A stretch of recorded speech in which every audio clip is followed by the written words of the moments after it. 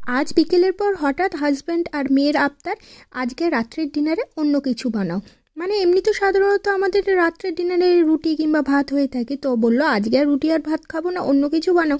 প্রথমে বলল যে আলুর তরকারি আর লুচি বানাও, তারপরে বলল না চিলি চিকেন আর চাউমিন বানাও। কিন্তু এত দেরিতে বলেছে যে তখন চিকেন ফ্রিজ থেকে বের করে সেটাকে ডিফ্রোস্ট করে বানাতে অনেক টাইম লেগে যাবে, তারপর আবার চিলি চিকেন করতে তো অনেক টাইম।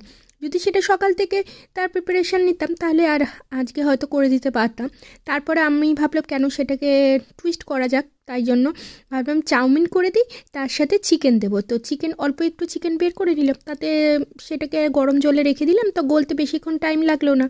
তো চিকেনটাকে ছোট ছোট করে নুন হলুদ অল্প একটু গোলমরিচ, ভিনিগার, আদা রসুন পেস্ট দিয়ে মাখিয়ে চিকেনটাকে ভেজে নিলাম। আর আজকে ভাবলাম চাউমিনটাকে একটু অন্যরকম করি, সব সময় তো সাদা সাদা চাউমিন খাই, আজকে ভাবলাম চাউমিনটাকে একটু হলুদ চাউমিন খাবো। সে ছোটোবেলার চাউমিন বা রাস্তা, কলকাতার রাস্তা যে হলুদ হলুদ চাউমিন, সেটা সেই জন্য চাউমিন সিদ্ধ করার সময় আজকে একটু হলুদ দিয়ে দিলাম। আজকে অবশ্য চাউমিন না, আজকে ছিল এগ নুডলস। তো তার জন্য একটু বিনস, গাজর, ক্যাপসিকাম সবুজ আর লাল ছিল, সেটা কেটে নিলাম। তেলের মধ্যে একটু রসুন, আদা আর একটু কাঁচা লঙ্কা দিয়ে নাড়িয়ে চাড়িয়ে গাজর আর বিনসগুলোকে ভাজা ভাজা করে নিলাম। আর সবার শেষে দিলাম ক্যাপসিকাম, যাতে ক্যাপসিকামগুলো নরম না হয়ে যায়। চাউমিনে না ক্যাপসিকাম একটু ক্রাঞ্চিনেস থাকলে, একটু কচকচ করলে তাহলেই খেতে ভালো লাগে।